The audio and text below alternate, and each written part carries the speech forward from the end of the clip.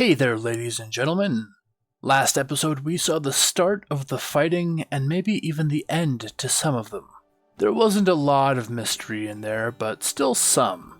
Today we're going to conclude some more loose ends and continue on with our mighty clashes that are still ongoing. Of course, some characters might be totally out of the running now. And we have others like Tenten who's still out on her own after discovering some very risky business. But we've established some key individuals that the Triumphant 12 have to go up against. I'm honestly just so excited to unfold today's episode that I'm going to end the introduction real quick. Remember to subscribe and all of that, you know the deal. Enjoy today's episode! The colossal, otherworldly column of lightning plummeted from the churning clouds, unlike any natural bolt, thicker than an ancient tree trunk, with tendrils of binding light spiraling out in wild erratic arcs. Its core pulsed with a furious electric blue glow, laced with veins of dark violet, crackling with an intensity that seemed to rip through the very fabric of the air. The ground where it struck erupted with a deafening boom. A wave of force tearing outward, sending Hinata and Kiba, caught within its blast, hurtling through the air. Kiba's still present summons were instantly undone, and Akamaru toppled back into the crater that he and Kiba had created. Both crashed to the ground, bodies battered and smoking, barely alive but gravely injured. A smoking crater smoldered where the bolt had struck, the earth cracked and charred, radiating an unnatural heat and the lingering scent of scorched metal. Hinata had burns along her arms and legs from her adjacency to the blast, but it still was not enough to keep her down. Arms shaking as she struggled to push herself from the ground, Hinata blearily looked out and around at the surrounding area. She had not expected the lightning to be quite so powerful. But then again, she had never been hit by lightning before, so what did she know? At the very least, her father and later uncle were right. Wielding the natural elements was to play with a power only the first Hokage knew how to hold. Her breathing was shallow now, as it hurt all over every time she moved in any way. Her pants had been scorched black and burned away up to the knees, leaving her shins to take the rest of the lightning's wrath. It had thrown her far from its strike point, and now she had to hobble back to finish the fight with Kiba, or at the very least confirm her own victory. She would not be able to live with herself if she collapsed here and now, and assumed the win, only for Kiba to recover and ambush one of her other allies. As she walked, Hinata dispersed chakra across her limbs to perform medical ninjutsu on herself. With the aid of her Byakugan, her injuries were far easier to pinpoint, and she could use the exact right amount of chakra for the process. Due to using the natural elements to her advantage, Hinata actually had a potent volume of chakra left at her disposal. It was the physical injuries that were going to decide the outcome of this fight. Head swiveling and walking halting, Hinata sees through the building and at the cliff's base to see a body. She's neared her maximum range from the body, and she can't tell who it is, though she also knew the plan that Naruto would be observing from atop the cliffs. Frozen with worry, Hinata seriously considered forgetting her duty to make sure it wasn't Naruto. While her vision focused on the blur, however, a second person arrived and knelt next to the unconscious person. Sighing with relief that someone had come to their aid, Hinata looked away and resumed focus ahead. Though, now that she was stumbling back to her fight with Kiba, she couldn't help her attention diverting again to the room she and Kiba had launched themselves from, and saw 3 people fighting with Ino still writhing on the floor. She wondered who the new addition was and why they were taking part in that fight. Clicking her tongue with worry, Hinata shook her head and refocused on the task at hand.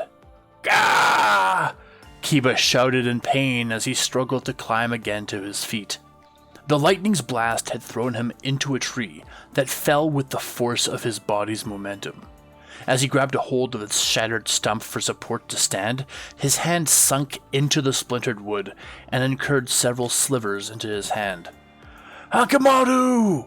Kiba shouted wearily, his body screaming for him to stay down, but his heart overturning the demand in need of seeing his dear companion. Hinata was nowhere in sight, and his summons were all gone. The area they had been fighting in had been scorched black in all but one place, a large boulder that seemed like it just didn't belong. As he staggered in an unclean line closer to where the lightning had struck, Kiba felt a sudden surge of pain in his stomach and collapsed to his knees. "Akama! Damn!" Kiba cursed, clutching at the center of pain on his stomach and hoping there wasn't any internal bleeding. Popping a food pill into his mouth, Kiba hoped that the small surge of energy might erase some of the pain his body was currently racked with. Crawling the rest of the way, Kiba found Akamaru, unconscious but alive in one of the craters. Sighing with relief, this left Kiba with just one directive left, to make sure Hinata was down for the count. He never thought Hinata would have the tenacity to blast herself with such a weapon, just to upset his advantage. Panting heavily, Kiba growled through the pain as he found his footing once more, and began searching for Hinata. He thought she would have smacked into the building and just stopped, but clearly she had to have been thrown far to still not be found. And here Kiba thought he was getting an easy opponent. For all he knew, she was the strongest one among them now. Not to mention that shutting gun he saw on her. What did that mean? Did she have the advantages of both dojutsu clans now? Still huffing and puffing as he tottered around in search of Hinata, Kiba stopped and leaned against a tree. Even if he found her, how could he finish the fight in this state? Lightning exploded overhead again, distracting Kiba enough to turn around to see the strike colliding directly with the Hokage building. A sudden spike of energy left him from his right side, along with a surge of pain, as Hinata dove from cover and nailed him with a gentle fist strike, clearly taking advantage of the distraction. Both participants collapsed to the ground after the strike as Hinata squealed in pain against her burns rubbing along the ground, and Kiba writhed from the blow. Kiba could barely move his right arm and hand now, and couldn't circulate chakra properly through that side. Awkwardly pulling a kunai from the pack on his right leg with his left hand, Kiba stared down at Hinata and realized just how injured she was. He had no business complaining about his injuries. Falling on top of her with a kunai, Kiba aimed only to maim, unable still to bring himself to killing a classmate. Given that Ino was on that team, there was always a shred of doubt in Kiba's mind that suggested he misheard something. But Hinata caught the lunge with both arms, using everything she had left to keep the kunai from touching her. "Kiba!" she groaned, as all her attention zeroed in on his body weight above the kunai. It was inevitable. Kiba would just eventually win when Hinata's energy finally failed her. He needed only maintain the pressure now. As the kunai slowly descended closer to her shoulder, Kiba could see the desperation in her eyes to keep him off. The point of his knife reached her skin, but she remained defiant all the while. With her sweater removed somewhere in the chaos, Kiba could see the slow damage his kunai was dealing as it cut her skin and drew blood almost in slow motion. With the kunai plunging slowly deeper, Hinata turned from concerted grunts of effort to screaming, as the severity of her situation began to sink in. A boot to the side of his face ended Kiba's slow progress to victory as a third person interrupted their clash. Neji slowed to a stop before engaging Sasuke in another hallway brawl as his Byakugan picked up the newcomer in the room with Ino. The far wall of the room had been torn to shreds, obviously the outcome of Hinata and Kiba's battling. Ino's proximity to this huge hole in the building resulted in her getting peppered by the torrential downfall occurring outside. Otherwise, though, she was okay. Sasuke nodded to him that he was going in, but Neji wasn't sure if this newcomer was even involved in their battle. "You whippersnappers need to be taught a lesson, it seems," Danzo said as Sasuke entered the room with Neji close behind. As Sasuke's eyes flashed from Danzo to Neji and then back to Danzo, he realized that the old man had functional eyes. Through Ino and through her father, Sasuke had learned that Danzo had been blind since his attempted coup 3 years ago. "It's a shame Shisui didn't kill you when he slaughtered the rest of your clan," Danzo sniffed dismissively. "But of course he needed my help to get that started too.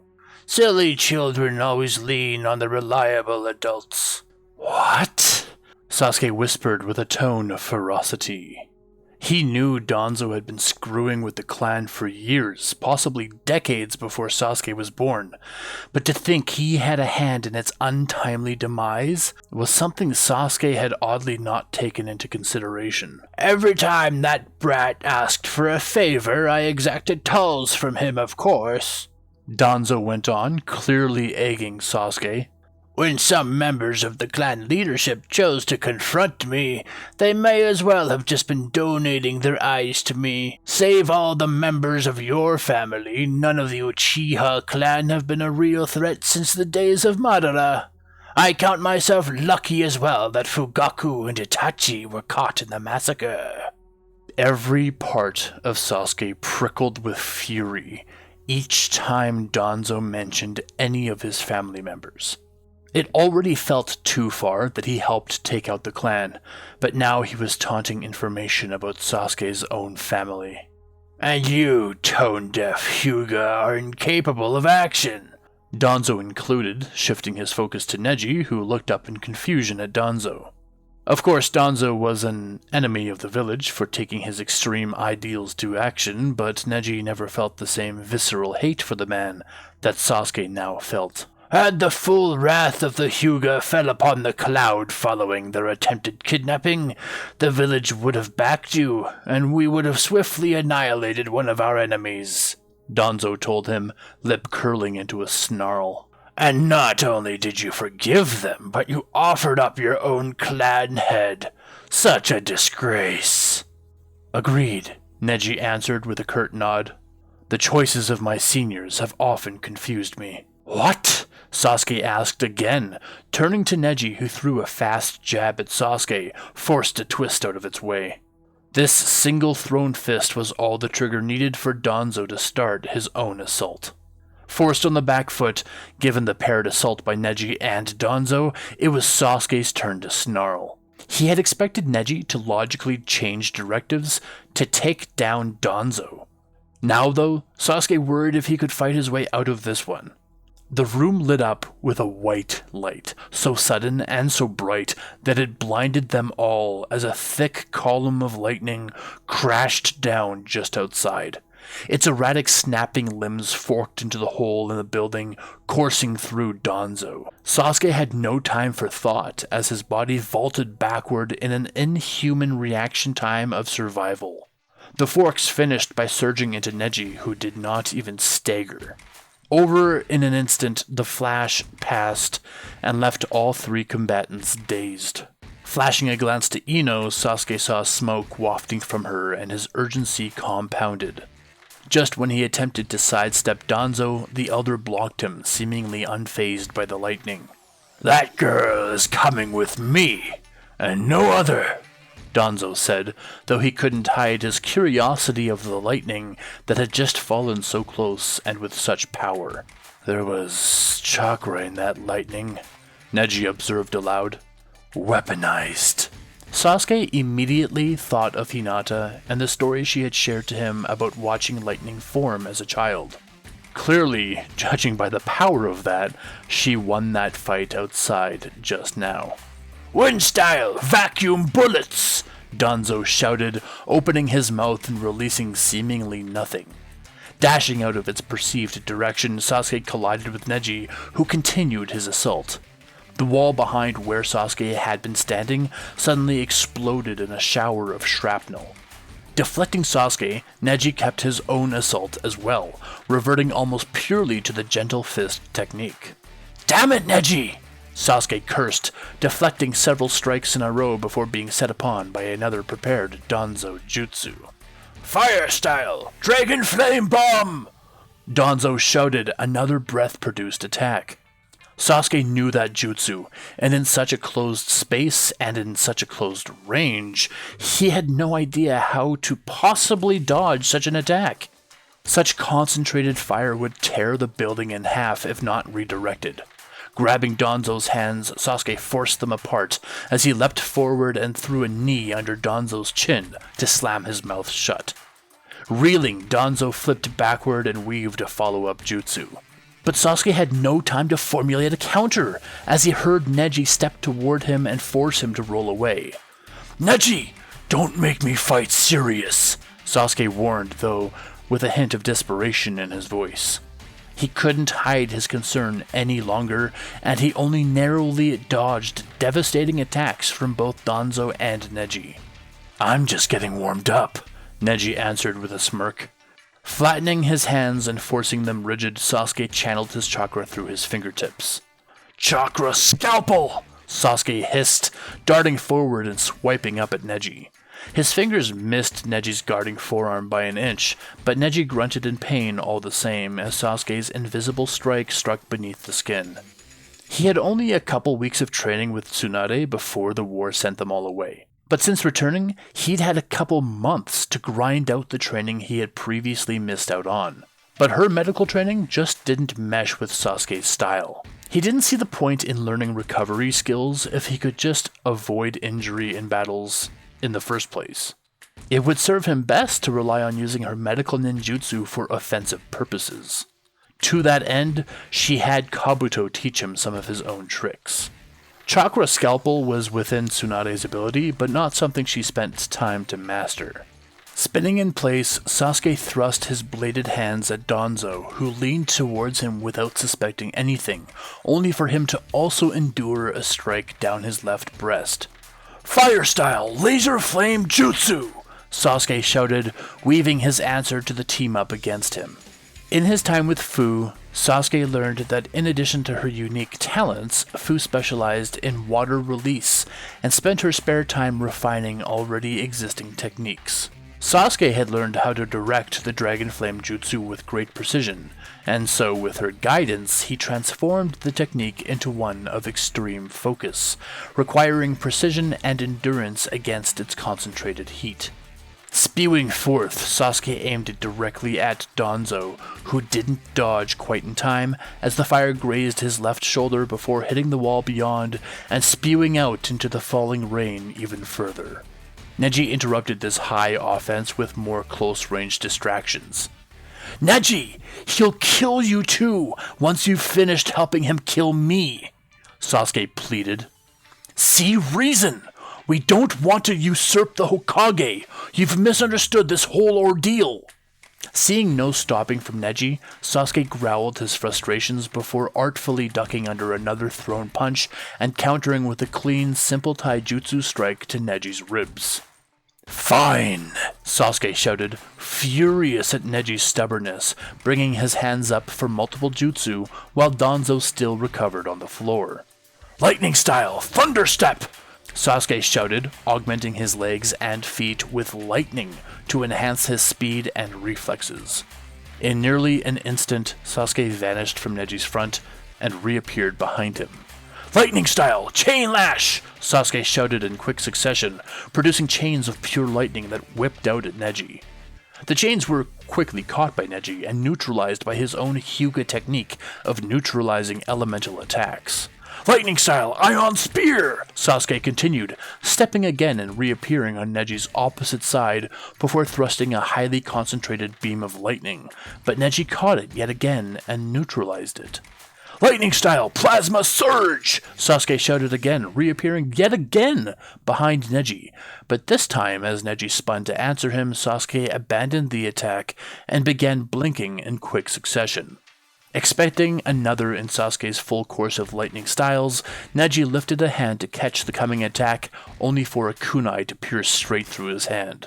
Shocked by the sudden change of attack style, Neji's own chakra stuttered and faded, allowing Sasuke to truly follow up with his plasma surge technique, releasing a compressed orb of lightning at Neji that burst on contact and electrocuted Neji from head to toe.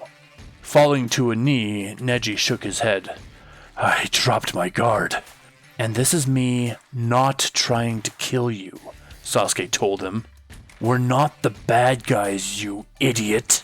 Turning his head, Sasuke saw Danzo attempting to steal Ino away. Projecting from his eyes, Sasuke conjured a large boulder, the same technique that he had copied years ago, that launched at Danzo and forced him to separate from Ino, and the boulder just soared down to the ground below. The lightning that struck earlier had conducted with Ino's shackles, giving her a sudden jolt. Perhaps due to Neji's comment about the lightning being infused with chakra, Ino noticed the seals on her had begun to fade away, and Isobu's voice returned to her. Want to break out? Isobu rumbled, hinting how easily it could break her free. No, we still need to keep you for later, Ino responded, reminding the Three Tails of their ultimate task. She would need to find a way out of this herself. Without the seal, Ino finally had enough agency to shift her position to at least watch the fight. She felt like it was nearing its end, with Neji dropped to a knee and Danzo now solely within Sasuke's sights. On the other hand, Sasuke said as he caught his breath, Danzo Shimura, I might try to kill you. Seeing Ino on her knees, Sasuke realizes that something's happened that allowed her to move. He nods towards the outside and she nods as well. Eyes darting up to the sky through the rain, Sasuke smirked. While he would like to stay and exact vengeance on Danzo, duty called. Grabbing Ino and throwing her free from the ledge, Sasuke leapt from the room, weaving several hand seals. This would be far weaker than what he wanted to train it to be, but given the circumstances, he had no easy answer to keeping them from chasing him. Kirin! Sasuke shouted as lightning flashed overhead. Bolting through the clouds to Sasuke's location in the air, he directed his hands towards the room he fell from, and the lightning changed direction, smashing into the opening in the building. The room filled with the pure power of lightning before Sasuke fell out of sight. That was not quite the same as the previous strike. This was simply redirecting lightning for a low-cost, high-power attack. As he landed down below, he counted his lucky stars that Hinata had utilized the lightning first. It would not have occurred to him to do that otherwise. He had trained the Kirin to be far more destructive than that, but given they were in the middle of the village, he wasn't willing to just go all out. Running to Ino's side, Sasuke knelt and helped release her from her bind.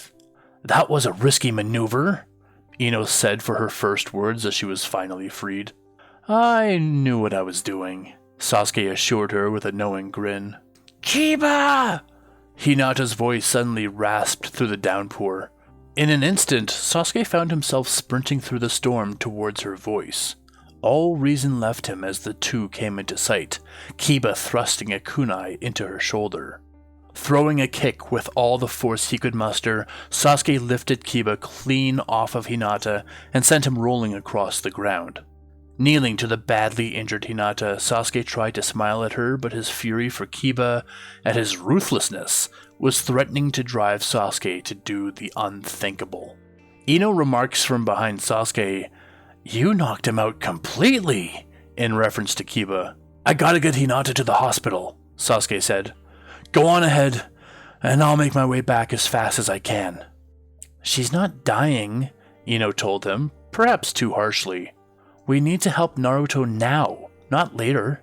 Naruto has his own bag of tricks, Sasuke told her as he lifted Hinata carefully. We both know he can take some punishment.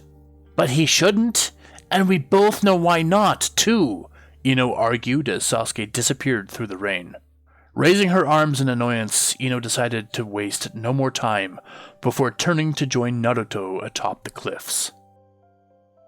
Shikamaru, Choji muttered with concern. As he had raised the rope towards Lee, the latter began to snarl as the rain sizzled to steam in contact with him.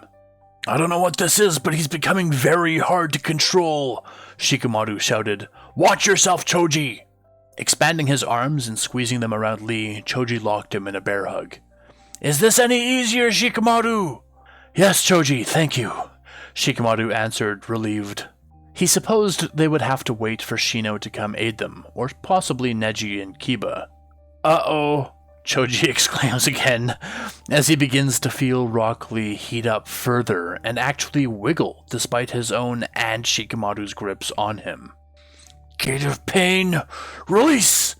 Lee chanted as his strength became explosive, and he became easily able to overpower Shikamaru's shadow position, now struggling instead with Choji's hold. Choji, can you manage him? Shikamaru asked, grunting with the added effort. Yes, Choji promised as his hold effectively turned into a stationary grapple with Lee. You two have it completely wrong, Sakura protested through gritted teeth. We're not trying to overthrow the Hokage. Explain yourself then, Shikamaru said, changing focus to her. How can you have not noticed? Sakura exclaimed awkwardly, her body frozen still by Shikamaru's shadow possession. His mood swings, his assignments pivoting clan heads away from their primary duties, the fact that he used to constantly use the flying Raijin and never does anymore? How are you both called a genius and still too dumb to see it? Ninja are masters of deception, and you've fallen for it hook, line, and sinker. He's been stretched thin, Choji grunted, still wrestling with the mute Lee. He lost his entire army overnight in the same breath that he lost his son. How is it so easy for us to turn our backs on the man that had led the village for our entire lives? All of their hair suddenly lifted off their heads, charged by static, and before they could assess the source of the oddity, the source came to them. The sky split open with a deafening roar, a crackling column of lightning tearing its way downward in an instant. It passed so close to the rooftop floor that it felt as if the air itself had turned to fire. The searing brightness overwhelmed their vision, leaving vivid after images even as their eyes reflexively squeezed shut. The shockwave seemingly arrived in the same instant as the strike, an explosive pulse of force and electricity that thrust into and through their chests like a physical blow.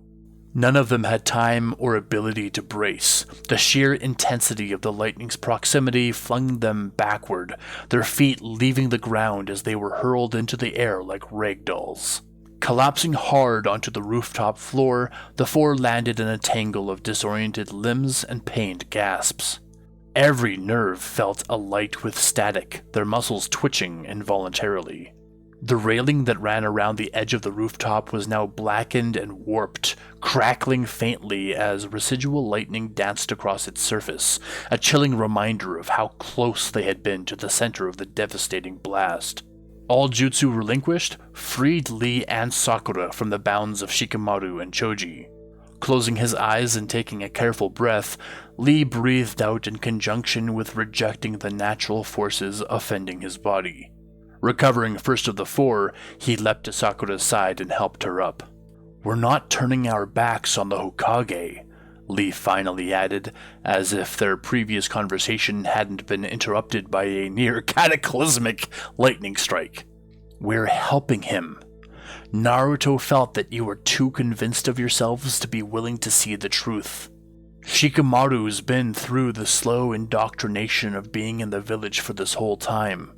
Neji's too stubborn to turn his back on the village. Kiba was incredibly disconnected from everyone at first, and Naruto didn't want to gamble, including him. Choji's always valued friendships and family over logic and truth. Shino was considered, but the time came to pull the trigger on our plans, and Shino was just in the wrong place at the wrong time. Tenten, though, she was a wild card, and we still don't know whether she could be trusted for such an important task. Sakura said shakily, recovering at about the same rate as the other two. The Hokage arrested Lee for no reason, and none of you batted an eye. So much for camaraderie. Looking in the direction of the lightning blast as he recovered, Shikamaru figured it was one of the others of their class that conjured that. If he had to guess, it was either Sasuke or Neji. But now was not the time to think of elsewhere. Signaling for Choji to cover him, Shikamaru threw 4 shuriken, but clearly not to hit them as they were deliberately off their mark. Easily sidestepping the shuriken, Sakura shook her head at Shikamaru and raised an eyebrow in confusion. "Choji!" Shikamaru shouted, feinting left as Choji dove right and at Sakura. Confused by their tactic, Lee stepped to Sakura's assistance and aided her in pushing Choji away, as Shikamaru ran around them and threw further shuriken from a better angle. "Lee!" Shikamaru shouted again without sparing unnecessary words, alerting Choji to change his focus. Shikamaru crouched low, his back pressed against a raised edge of the rooftop. The rain was a problem. It diluted his shadows, scattering them across the slick surface like cracks in glass. Still, he smirked faintly. Chaos wasn't ideal, but it was manageable. Choji's whole body this time surged to an enormous size, water cascading from his expanding frame. But Lee still met him head-on, his fists blurring even in the rain as he danced around Choji's strikes, his movements flowing like a river of water pouring from Choji. Shikamaru's mind worked in overdrive. Focus on Sakura. The flashes of lightning made her genjutsu a problem, refracting rain and light into surreal illusory effects. Shikamaru had to rely on logic, not sight, to separate truth from deception. Sakura darted in his direction, her movements sharp and precise. He slipped into her path, sliding deliberately on the wet surface to evade a punch that cracked the air beside him. It wasn't her speed that worried him, it was her timing, the way she always seemed to aim a split second ahead of where he should be. A trap, Shikamaru thought to himself. She's reading my rhythm. Lightning flashed again, and Shikamaru caught a glimpse of her forming a hand seal. Rain refracted the light of her genjutsu as boiling acid surged towards him, the illusion so vivid he swore he could feel the searing heat on his skin. He didn't falter, diving backward into a puddle, the cold water shocking him back to focus as the acid evaporated into nothingness. "Nice try," he muttered, his hands flying through seals. His shadow lunged for her, pooling unnaturally in the slick rain. Sakura leapt back, narrowly evading as the shadow writhed and stretched, chasing her across the rooftop. Meanwhile, Choji and Lee's clash reached a fever pitch. Choji's massive fists swung in a huge arc, missing Lee by a hair's breadth every time, almost as if it was intentional. But Choji's pushing forced Lee into Shikamaru's line of sight. Perfect. The next lightning strike turned the world stark white, and Shikamaru's shadow erupted in all directions, its edges jagged and distorted from the refraction of light through the rain. It caught Lee's shadow in a moment of distraction, freezing him mid-dodge. "Gotcha," Shikamaru muttered, but he had no time to celebrate.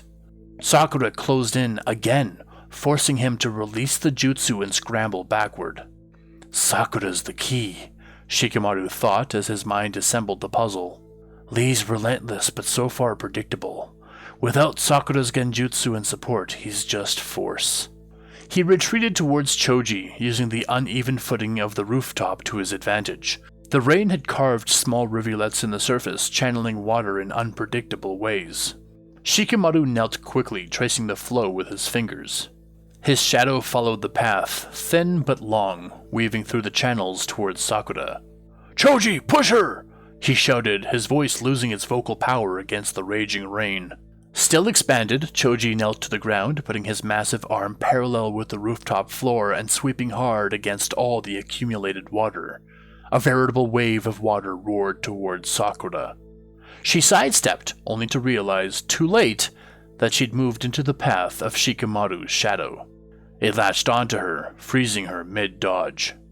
"Lee!" she shouted, but it was too late. Shikamaru had already forced her into a defensive stance, locking her movements and narrowing her options.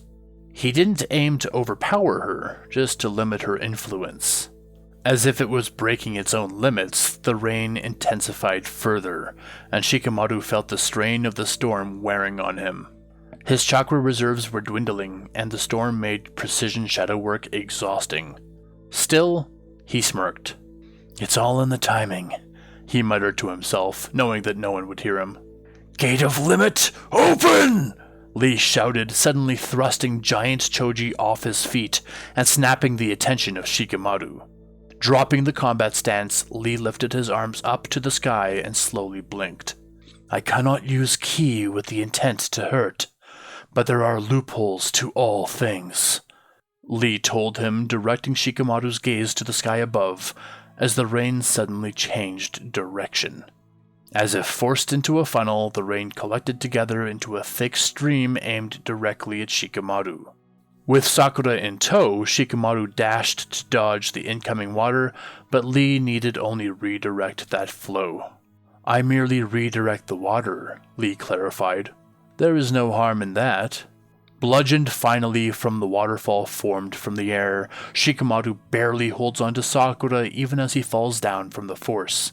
Clapping his hands together, Lee ceased control of the rain and turned to face the recovering Choji. Shikamaru felt like his eyes had gone a little loopy as the area around him oddly darkened. It was already dark, but it got darker still. He wondered if the sun was setting, but no, that was too fast. As he peered around in curiosity, he noted that between Lee's clapped hands there seemed to be a barely contained source of intense light, as it shone through the thick of his hands, showing the vague resemblance of his skeleton underneath. Choji clambered towards Lee as the last of the light died and plunged them into true darkness. Only a moment passed before Lee opened his hands and released the light, flashing Choji with a blast of light and temporarily blinding him. This was not at all within Shikamaru's calculations. He grew up his whole life knowing that Rock Lee could only do taijutsu. So convinced of this he was that he even chalked up the rippling ground from earlier to some weird taijutsu technique. Another flash of lightning blasted somewhere nearby, and close enough to cause their footing to shake. Shikamaru looked away for just a second, and it was all Sakura needed to mount her own counter. In the confusion of darkness, Shikamaru had lost control of his shadow possession without even feeling it slip away. And it was now that Sakura intended to turn the tide of the fight. Grabbing Lee with both enormous hands, Choji turned back to Sakura and used Lee as the bargaining chip to force her to stop. "Stop it, Sakura," Choji commanded, "or I'll just keep on squeezing. You've forced my hand." Eyeing Lee for just a moment, Sakura coldly answered. He knew what he signed up for. We're not the villains of this story. "Water style! Burning rain jutsu!" Sakura shouted as all the natural rain around them became infused and fell like burning fire. Shikamaru couldn't figure out if it was burning like acid or fire, but regardless, it was enough to force him on the back foot. And if it was this bad for him, Choji was 10 times bigger than everyone right now. Caught in the mix, Lee too grunted in anguish as all three cowered against the attack. But that was all Sakura was willing to sacrifice. She needed to keep her remaining chakra for the real fight. Panting, she backed away as her jutsu ended and made sure they weren't moving anymore.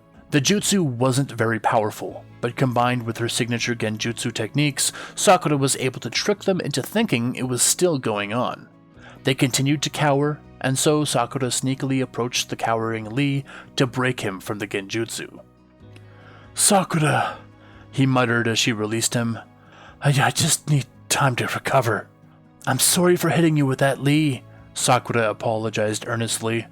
Shaking his head, Lee added, "No, I'll survive that, but I need to deal with the backlash of using the 8 gates.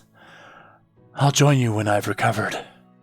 Nodding assurance to him, Sakura sprinted from the rooftop and up the slick cliff face to join Naruto in his battle.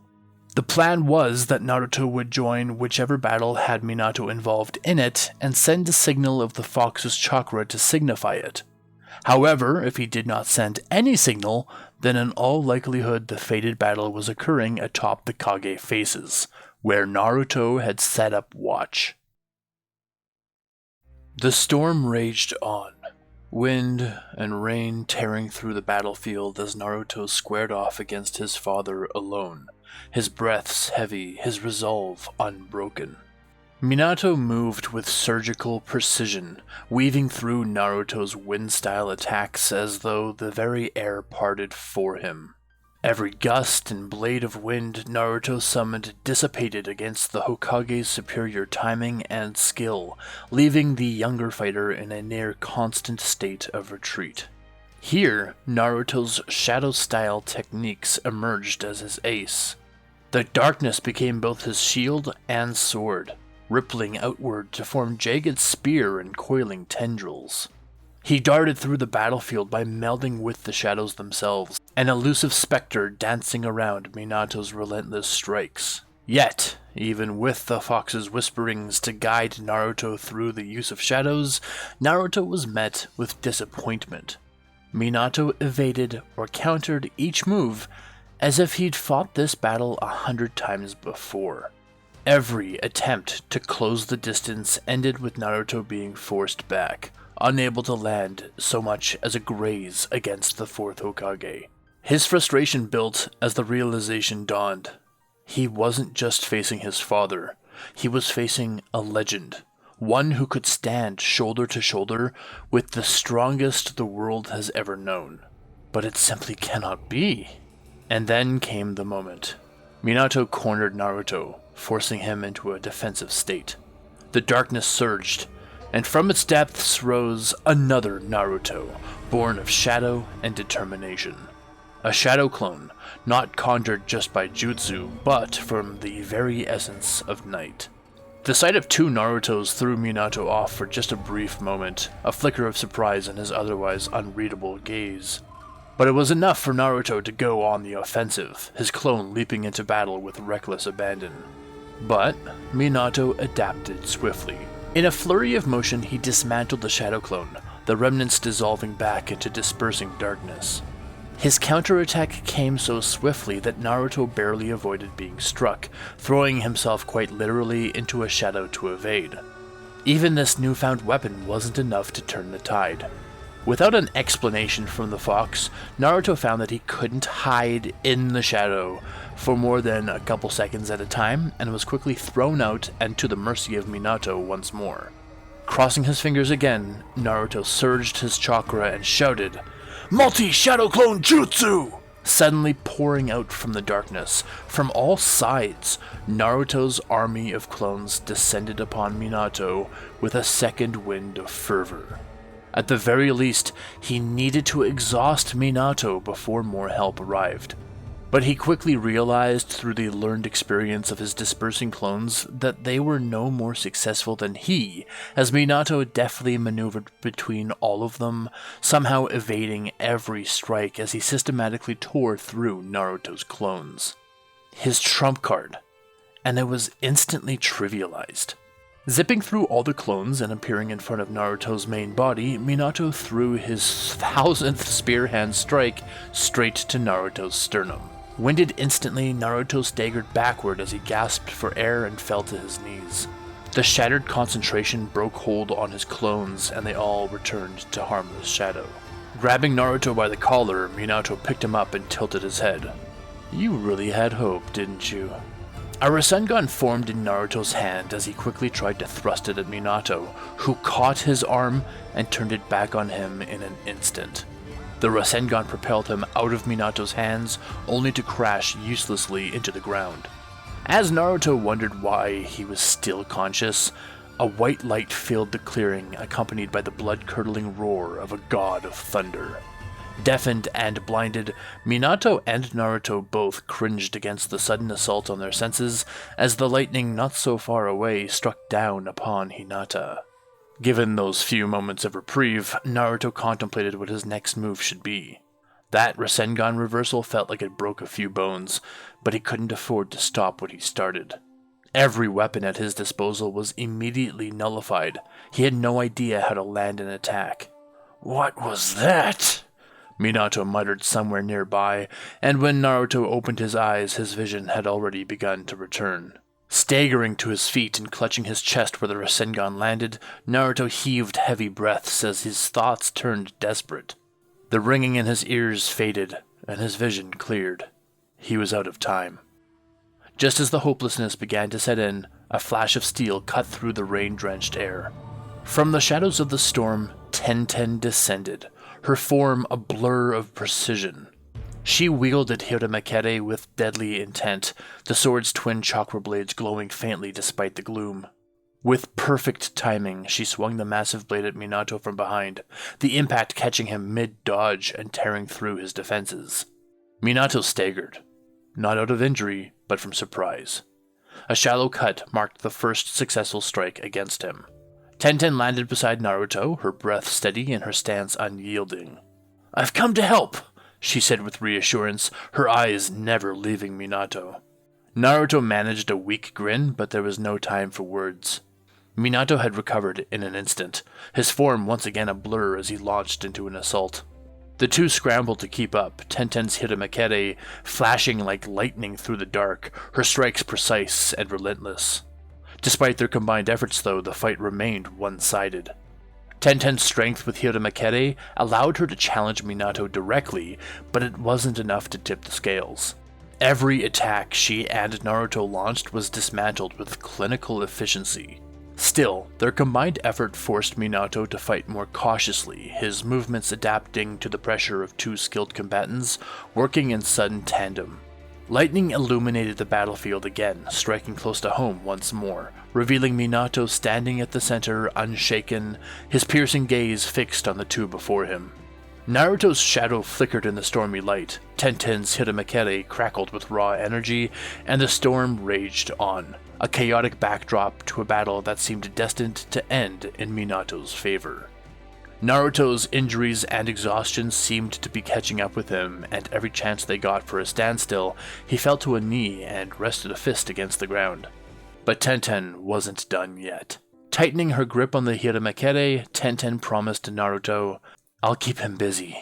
You catch your breath, Naruto." Her voice was steady and resolute, though she did not dare lie to herself. She was facing the yellow flash alone.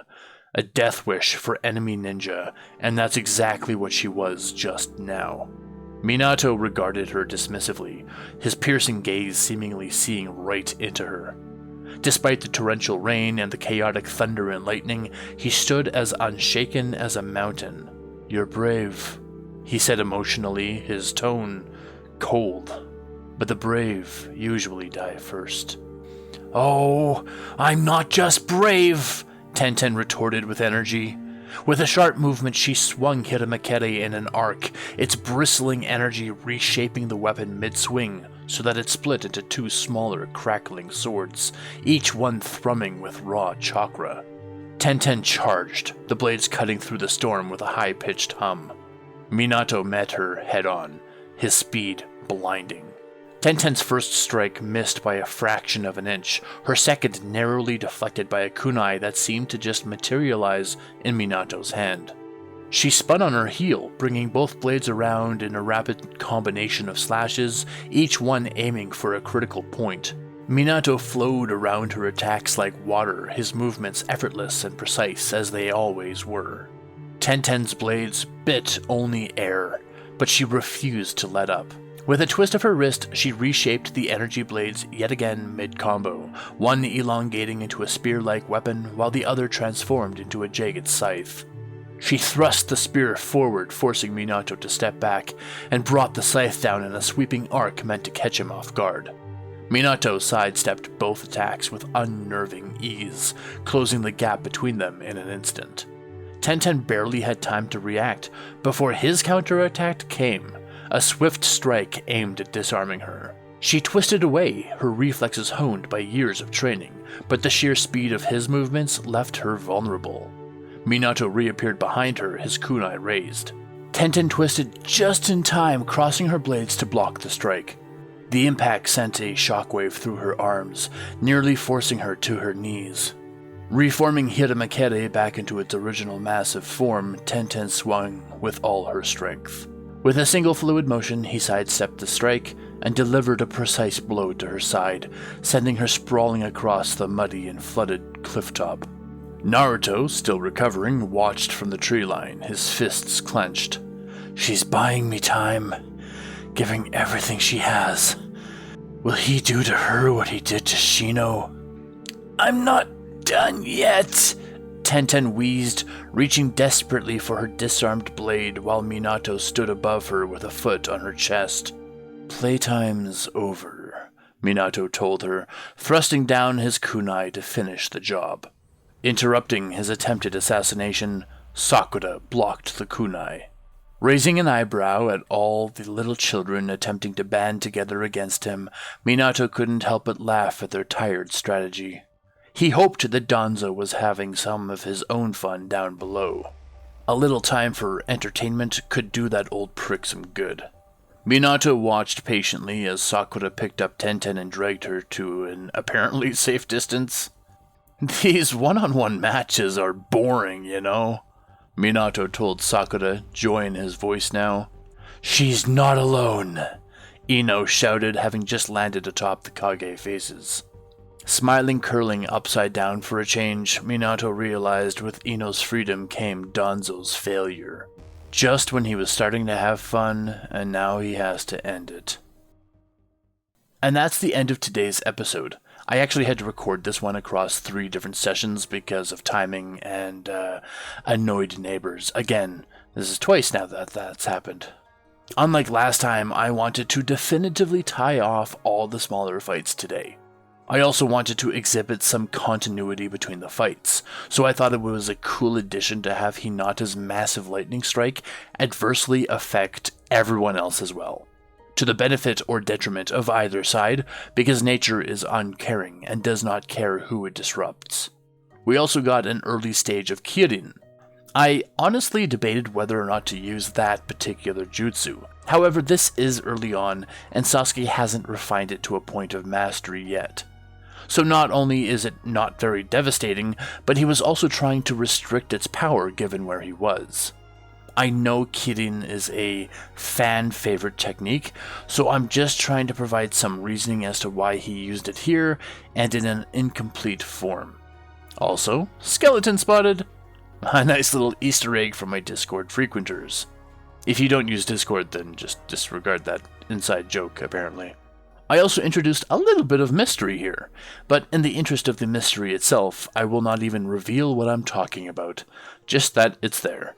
It can be difficult in the run of action-focused episodes to add intrigue and mystery, but I think if you can do it without sacrificing the integrity of the action, then you've done it right. This is also a cool time to exhibit where Minato stands versus the Triumphant 12.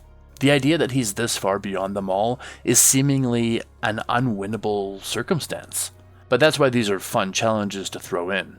Never in a million years do I want any of the characters to be completely used and abused. So even though Tenten never stood a chance against Minato, come on, I wanted to show that, boy, she is trying, and if her opponent were practically anyone else, she might actually stand a chance.